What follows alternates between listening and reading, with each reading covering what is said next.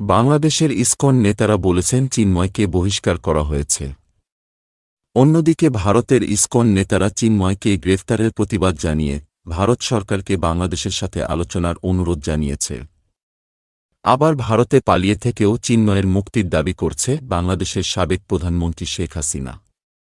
এই পরিস্থিতিতে প্রশ্ন উঠছে চিন্ময় দাস হিসেবে পেছনের শক্তি আসলে কারা? গত মঙ্গলবার চিন্ময়ের জামিন মঞ্জুর হওয়ার পরই সংখ্যালঘু কার্ড নিয়ে ষড়যন্ত্র শুরু করে দেশবিদেশি কিছু মহল। মূলত ৫ আগস্ট ছাত্র জনতার আন্দোলনের মুখে ক্ষমতাচ্যুত হয়ে পালিয়ে দিল্লিতে আশ্রয় নেন শেখ হাসিনা।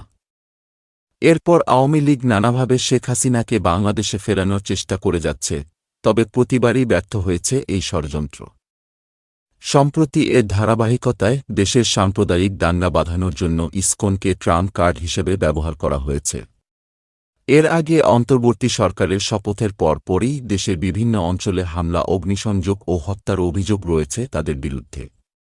আবার মানবতা বিরোধী অপরাধী অভিযুক্ত সাবেক প্রধানমন্ত্রী শেখ হাসিনা চিন্ময় দাসের মুক্তি চেয়েছেন বলে বিবৃতি প্রকাশ করা হয় আওয়ামী লীগের ফেসবুক পেজে।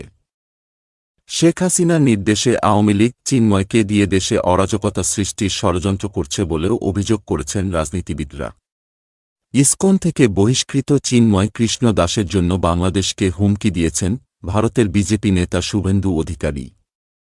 এমনকি বাংলাদেশ ভারত সীমান্ত অবরোধের পাশাপাশি কলকাতায় বাংলাদেশ ডেপুটি হাইকমিশনারের সামনে বিক্ষোভ করা হবে বলেও ঘোষণা দেন এই বিজেপি নেতা। তার এই বক্তব্যের কারণে নিজ ভারতেও বেশ সমালোচিত হয়েছেন তিনি। বিশ্লেষকরা বলছেন, পর্দার আড়ালে থেকে আওয়ামী লীগ এবং ভারতে আওয়ামী লীগ মদতপুষ্টরা কলকাঠি নাড়ছে তা এখন জাতির কাছে স্পষ্ট। অন্যদিকে চিন্ময় এর বিরুদ্ধে চট্টগ্রামে জমি দখল, রাষ্ট্রদ্রোহিতা, শিশু নিপীড়ন সহ আরও নানা অপকর্মের অভিযোগ রয়েছে। আছে সাম্প্রদায়িক দাঙ্গা সৃষ্টির চেষ্টা ও জাতীয় পতাকার অবমাননার মতো গুরুতর অভিযোগ। প্রিয় ভিউয়ার্স, ইসকনকে নিয়ে আপনাদের মতামত কি? সাধারণ মুসলমানরা যেমন উগ্রবাদী মুসলিম সংগঠনকে নিয়ে কঠোর সমালোচনা করে, সেখানে সাধারণ হিন্দুরা কেন ইসকনকে নিয়ে সমালোচনা করতে অনাগ্রহ প্রকাশ করছে? আপনাদের কি মনে হয় কমেন্ট করে জানাতে ভুলবেন না।